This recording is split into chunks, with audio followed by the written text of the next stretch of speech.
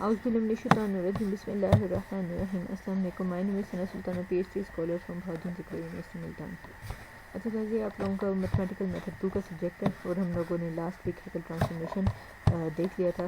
तो आज मैं आप लोगों को ये इसकी डेरिवेशन तो ये करवानी थी, लेकिन मैं इससे पहले ये एक आसान सा हमारा है ये मैं आप लोगों को करवा देती हूँ। एक्सट्रीमम ऑफ अ फंक्शनल, उसकी नेसेसरी कंडीशंस, एग्जिस्टेंस वगैरह वो सारा कुछ करवाऊंगी आज इंशाल्लाह। तो इससे पहले जो एक लेक्चर था जो शायद आप लोगों ने मैथमेटिकल मेथड 1 में थर्ड सेमेस्टर में आप लोगों ने पढ़ा होगा, वो है Euler equation, Euler Lagrangian equation थी। और उसमें integrand involve one dependent variable, one independent variable और and derivative of one dependent variable. मतलब उस अंदर x होता है, y होता है और y का फर्स्ट डेरिवेटिव होता है। उसकी लैग्रेंजियन इक्वेशन बार बार आप लोगों ने मैकेनिक्स में भी यूज़ की है और आपने मैथमेटिकल मेथड 1 में भी आप लोगों ने पढ़ी होगी। अच्छा, तो ना वो डेरिवेशन आप लोग देख लीजिएगा। और वो मैंने इससे पहले एक लेक्चर मैथमेटिकल मेथड 1 में ये वो लेक्चर आप लोगों का अपलोड कर दिया, वहाँ से जाके उसकी डेरिवेशन देख लीजिएगा। तो अब मैं उसी से ही स्टार्ट करती हूँ, क्योंकि ये उसी से ये जो हमारा एग्जिस्टेंस ऑफ एक्सट्रीमम वाला टॉपिक है ये उसी टॉपिक से रिलेटेड है। तो ये मैं स्टार्ट करती हूँ वही वो टॉपिक। एक्सट्रीमम पढ़ाने से पहले मैं आपको कुछ स्पेशल केसेस पढ़ाती हूँ लैग्रेंजियन डिफरेंशियल इक्वेशन की। अब ये मैथमेटिकल मेथड 1 वालों को तो समझ आ गया होगा कि उन्होंने Lagrangian differential equation last week पढ़ी थी। तो मैथमेटिकल मेथड 2 वालों को मैं कह रही हूँ कि आप लोग वहाँ से जाके देख लें। और आइलर लैग्रेंजियन इक्वेशन के स्पेशल केसेस अब आप लोगों को बताते हैं कि सपोज दैट ये देखें आइलर, ये हमने डेरिवेशन लास्ट वीक कर ली थी, मैथमेटिकल मेथड 1 वालों को करवाई थी। इसमें फंक्शन के बारे में था कि वो 3 वेरिएबल्स पे डिपेंड करता है, एक एक्स, वाई और दूसरा वाई डैश।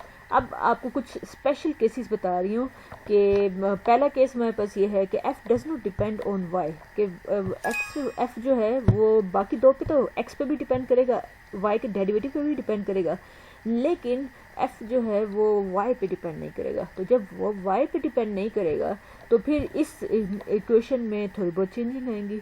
तो वो क्या चेंजिंग आएंगी उसे ज़रा गौर से देखते हैं। आपको उसने बता दिया कि ये y पे डिपेंड नहीं कर रहा, y पे डिपेंड नहीं कर रहा, तो ये हमारे पास f जो है वो x और y डैश पे डिपेंड कर रहा है। तो फिर जब आप f का partial derivative with respect to y लोगे तो आंसर हमारे पास 0 आएगा। पार्शियल डेरिवेटिव क्या होता है, सिर्फ वो y को ढूंढ रहा होता है, तो y तो अंदर है ही नहीं। तो फिर ये सारे y के लिए कांस्टेंट हुए, तो इसका डेरिवेटिव आप लेंगे तो आंसर हमारे पास विद रिस्पेक्ट टू y लेंगे तो आंसर हमारे पास 0 आएगा।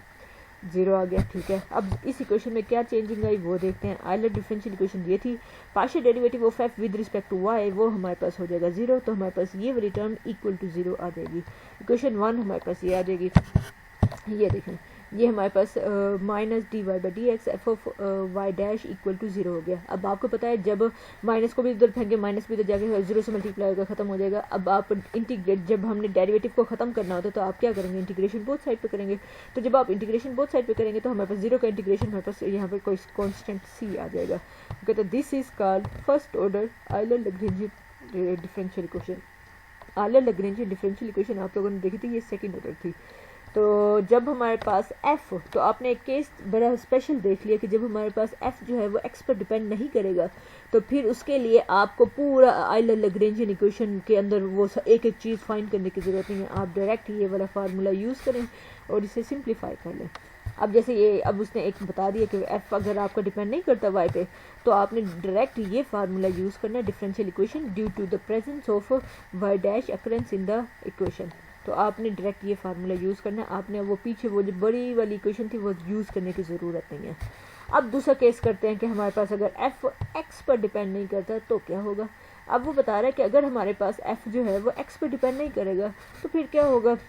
ओरिजिनल इक्वेशन की शक्ल हमारे पास ये थी, ये डी बाई डी एक्स, और बाकी ये भी f का partial derivative with respect to y dash है, f का partial derivative with respect to y है। अच्छा, जब आपका f x पे डिपेंड नहीं करेगा तो जब आप partial derivative of f with respect to x लेंगे तो आंसर 0 आएगा। चलो आओ एक और काम करते हैं। आप अब f का पार्शियल डेरिवेटिव लो with respect to x, f का derivative with respect to x। अब यहाँ पे लगेगा कौन सा रूल, यहाँ लगेगा चेन रूल। हाँ चेन रूल यहाँ लगेगा। और ये मैं पेन कॉपी के पकड़ के आप लोगों को सिखा चुकी हूँ, मेरे ख्याल से ये मैंने पेन कॉपी के साथ नीचे किया हुआ है ये। चलो आओ अब चेन रूल आपको समझाती हूँ। आप लोगों को मैंने अपने प्रीवियस लेक्चर में आप लोगों को कहा था जब चेन रूल क्या करते हैं, आप इधर उसके ग्राफ बना दें, ऊपर एफ हो, इधर एक वेरिएबल, इधर दूसरा वेरिएबल, इधर वाई रखते हैं, इधर वाई डैश रखते हैं। और जब आपने पार्शियल डेरिवेटिव लेना है, पार्शियल नहीं, इधर एफ के ऊपर डी बाई डी एक्स लग रहा है तो इधर वाई पे भी आएगा और इधर वाई डैश पर भी आएगा। और फिर हम ऊपर वाला वेरिएबल ऊपर, नीचे वाला वेरिएबल नीचे रखते थे। वो जो मैंने प्रीवियस लेक्चर में आपको ग्राफ बना के दिखाया था ना, सेम उसी तरीके से आप लोगों ने यहाँ लिखना है। एफ 3 वेरिएबल्स पे डिपेंड कर रहा है। एक एक्स पर आप एफ का partial derivative with respect to x लोगे तो d x by d x आ जाएगा, प्लस इसी तरह आप partial derivative with respect to y लोगे तो d y by d x आ जाएगा। इसी तरह partial derivative with respect to y dash लोगे तो d y dash by d x आ जाएगा। अब आपको पता है कि हमारे पास एफ तो एक्स पर डिपेंड नहीं कर रहा, तो पार्शियल ये वाली टर्म तो हो जाएगी जीरो। अब बाकी हमारे पास बच जाएंगी ये दोनों टर्म्स, तो ये दोनों टर्म्स। अच्छा इधर वाई का derivative with respect to x है तो इधर वाई का डबल डेरिवेटिव आ जाएगा, तो इसे स्टार का नाम दे दिया। अब क्या कहता है ये, हाँ आइलर लैग्रेंजियन डिफरेंशियल इक्वेशन आपने लिखा। अब यहाँ आपके पास है, आपने यहाँ क्या किया, यहाँ आपने y डैश से मल्टीप्लाई कर दिया बोथ साइड पर, यहाँ पे भी कर दिया और यहाँ पर भी कर दिया। मतलब इस पूरी इक्वेशन को 0 से मल्टीप्लाई होगा, y डैश वो तो 0 ख़त्म हो जाएगा।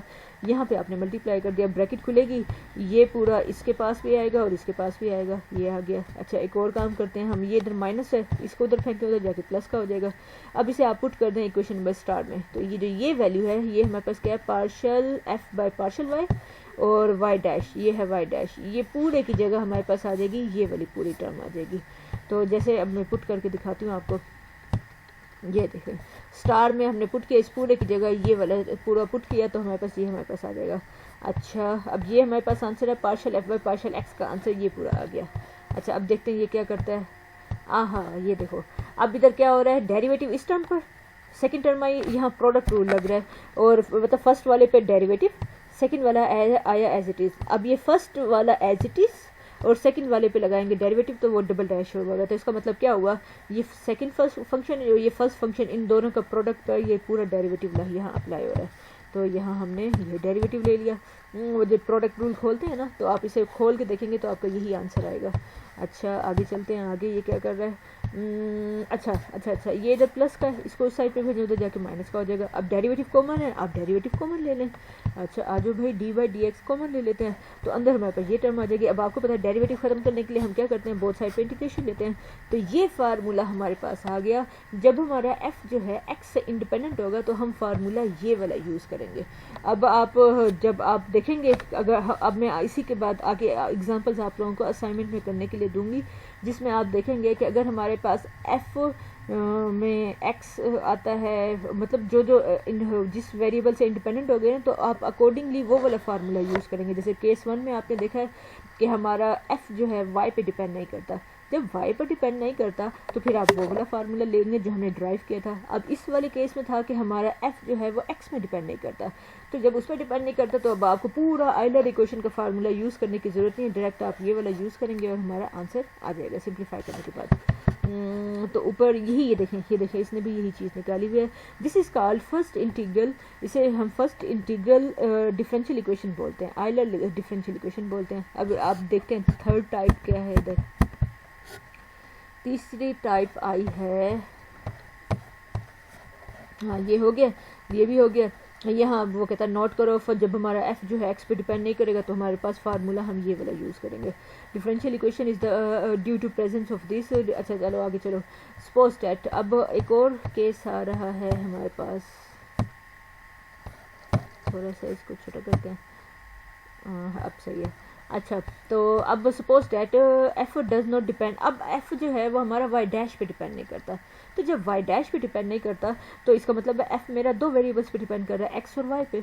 जब एक्स और वाई पे है तो आप एफ का partial derivative with respect to y dash लोगे तो आंसर हमारे पास 0 हो जाएगा। चलो आओ अब इधर देखो, अब आपको पता है ये वाली टर्म तो हमारी 0 है, 0 का डेरिवेटिव भी 0 हो जाता है, तो फिर हमारे पास f of y partial f by partial y equal to 0 आ जाएगा। आज जो नीचे देखते हैं, इसको थोड़ा सा बड़ा करते हैं, ये देखो उधर ये 0 आ गया, तो जब ये वाली टर्म भी फिर गायब हो जाएगी तो ये हमारे पास आंसर आ गया। This is algebraic equation in x and y, ये एक्स एंड वाई की अलजेब्राइक इक्वेशन है।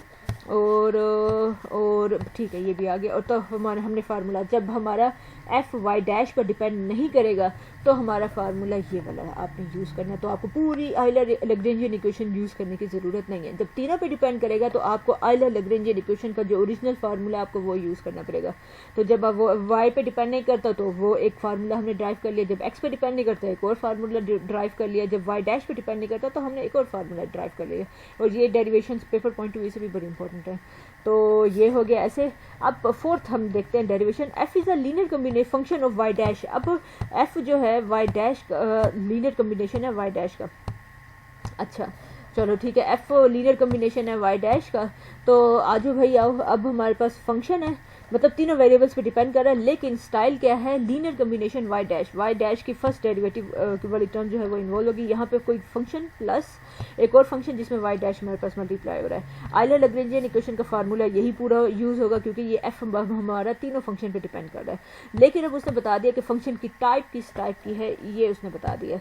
अच्छा अब हम एक और काम करते हैं, डिफरेंशियल इक्वेशन, ये हमारे पास इक्वेशन नंबर 1 है, इसका हम पार्शियल डेरिवेटिव लेते हैं विद रिस्पेक्ट टू वाई। हम पार्शियल डेरिवेटिव हम लेते हैं विद रिस्पेक्ट टू वाई। अब वाई का पार्शियल डेरिवेटिव लेते हैं, इधर भी लेंगे, इधर हमने लिखा partial f by partial y. क्यों, ये हम क्यों कर रहे हैं पहले आपको रीज़न बता देती हूँ। मैं partial f by partial y भी निकालूंगी, partial f by partial y dash भी निकालूंगी, और फिर यहाँ पे फार्मूले पुट करूंगी और उसे सिंप्लीफाई करूंगी तो देखूंगी कि आंसर मेरा क्या निकलता है। तो वो आपको दिखा रही हूँ। अब आप लिखें यहाँ partial f by partial y, आपने देखा है partial f by partial y हम इधर भी लेंगे, इधर भी लिया और इधर भी लिया। तो जब आओ इधर लेते हैं, इधर एम जब आपका बाहर आके खड़ा होगा, आप इसने तो डायरेक्ट अप्लाई किया हुआ है ना, आप पहले partial f by partial y यहाँ लिखें, partial f by partial y यहाँ लिखें। तो एक और काम करें, अब वाई ये तो कांस्टेंट है इसलिए ये देखें ये बाहर आ गया, लेकिन वाई इसमें भी इन्वॉल्व है और वाई इसमें भी इन्वॉल्व है। लेकिन अब यहाँ पे एम जो है दो वेरिएबल पे डिपेंड करता है। तो जो फर्स्ट टाइम मैंने आपको करवाया था एम डिपेंड कर रहा है दो वेरिएबल्स पे, ऊपर एम लिखें, एक साइड पे वाई एक साइड पे एक्स लिखें, और फिर partial derivative of m with respect to partial y और partial m by partial x, और फिर नीचे ऊपर अगर आप लगा रहे हो पार्शियल बाय पार्शियल वाई तो एम पर लगा रहे हो पार्शियल बाय पार्शियल वाई, तो नीचे partial y by partial y, इधर भी partial x by partial y. तो यहाँ पे आएगा इस तरह से, ये देखो, और ये और आपको ये पार्शियल चेन रूल मैंने लगाया तो ये हमारे पास आ जाएगा एज इट इज़, यहाँ पे भी हमारे पास आ जाएगा एज इट इज़। इसको मैं आपको डिटेल से एक्सप्लेन कर चुकी हूँ, क्लासिकल मैकेनिक्स में भी किया था, मैथमेटिकल 1 में भी किया था। अब दोबारा मैं आपको कह रही हूँ कि मेरे पीछे जाके इसे देखें, मैंने चेन रूल के ऊपर एक लेक्चर बनाया हुआ है, वहाँ पे जाके ज़रा देखें उस लेक्चर को।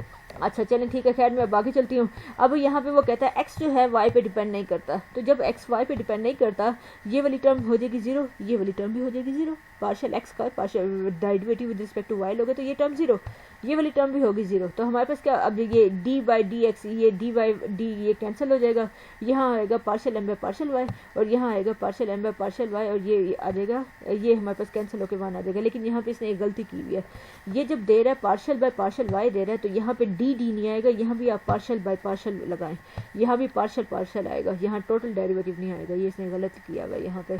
तो आप इसको सही कर देंगे तो हमारे पास आंसर यही आएगा जो निकाला हुआ है इसने। अच्छा चलो आओ अब आगे चलते हैं। आपने ये टर्म निकाल लिया, पार्शियल एफ है पार्शियल वाई हमने निकाल लिया।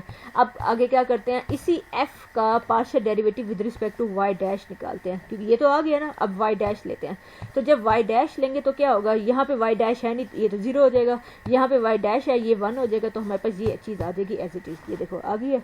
अच्छा अब इसका आपने ले लिया, अब डेरिवेटिव लो विद रिस्पेक्ट टू एक्स, तो जब डेरिवेटिव लेंगे, इधर भी डेरिवेटिव आया इधर भी डेरिवेटिव लगाया, अब यहाँ पे लगेगा चेन रूल, क्योंकि ये दो वेरिएबल्स पे डिपेंड करता है। तो जब यहाँ पे आएगा चेन रूल तो ये आएगा partial n by partial x d x by d x, और यहाँ आएगा टोटल डेरिवेटिव, और यहाँ पे भी आएगा एज इट इज़। अच्छा अब ये और ये कैंसिल, तो हमारे पास partial n by partial x हो जाएगा, और ये तो कैंसिल नहीं होगा, ये हमारे पास वाई डैश बन जाएगा। अच्छा अब आपने ये वाली वैल्यू भी निकाल ली, आपने ये वैल्यू भी निकाली और partial f by partial y भी निकाल लिया। अब इन दोनों टर्म्स को सब्ट्रैक्ट करें और इस इक्वेशन नंबर 2 में पुट करें। ये देखो वही कह रहा है, 3 को और 4 को इक्वेशन नंबर 2 में पुट करें और हमारे पास क्या आता है वो हम देखते हैं। ये देखो इन दोनों का वो सब्ट्रैक्ट कर रहे हैं, सब्ट्रैक्ट करने से क्या हुआ, ये पॉजिटिव और ये नेगेटिव कैंसिल, बाकी ये टर्म बची और ये टर्म बची। आज ये दोनों टर्म्स हम ले लेते हैं। ये देखो ये टर्म हमारे पास, अब इसको हम पार्शियल की शक्ल में इस तरह से लिख सकते हैं, ये इधर माइनस का, इसको उधर भेजें, उधर जाके प्लस का हो जाएगा। अच्छा जी, अब हमारे पास वो कहता है this is not differential equation, ये डिफरेंशियल इक्वेशन नहीं है, which may not satisfy the given condition, और ये गिवन कंडीशन को भी सेटिस्फाई नहीं करता। सो अगर आपके पास ये वाला केस है तो हम क्या ऑब्टेन करेंगे, हमारे पास पार्शियल एम, तो हम अगर हमारे पास एफ इस केस में आ जाता है तो आपने ये दोनों फार्मूले यूज़ करने हैं। और वो बार बार बता रहा है कि ये आपने इसे जो ऑर्डिनरी इक्वेशन में जो डिफरेंशियल इक्वेशन देखा था इसे वैसे सॉल्व ना कीजिएगा, आप n का partial derivative with respect to y लीजिएगा, उसे बराबर रख दीजिएगा n का partial derivative with respect to x के, और उसे सिंप्लीफाई कीजिएगा, आपका आंसर आ जाएगा। तो ये एक और डेरिवेशन आ गई है। अब ये जितने भी क्वेश्चन है ये सारे के सारे आप लोगों ने खुद करने हैं, और इसमें देख लें इधर एक्स एफ जो है वो वाई पर डिपेंड नहीं कर रहा, तो केस 1 वाला फार्मूला यहाँ लगेगा, ये तीनों पे डिपेंड कर रहा है, इधर आप पूरा आइलर का फार्मूला लगाएंगे, ये भी तीनों पे डिपेंड कर रहा है, पूरा फार्मूला, इधर भी पूरा फार्मूला, इसमें हमारे पास वाई पे डिपेंड नहीं कर रहा, तो केस 1 इधर लगेगा। और यहाँ ये सारे के सारे यहाँ पे सोल्व भी किए गए, तो ये सारे क्वेश्चन आप लोग खुद करेंगे।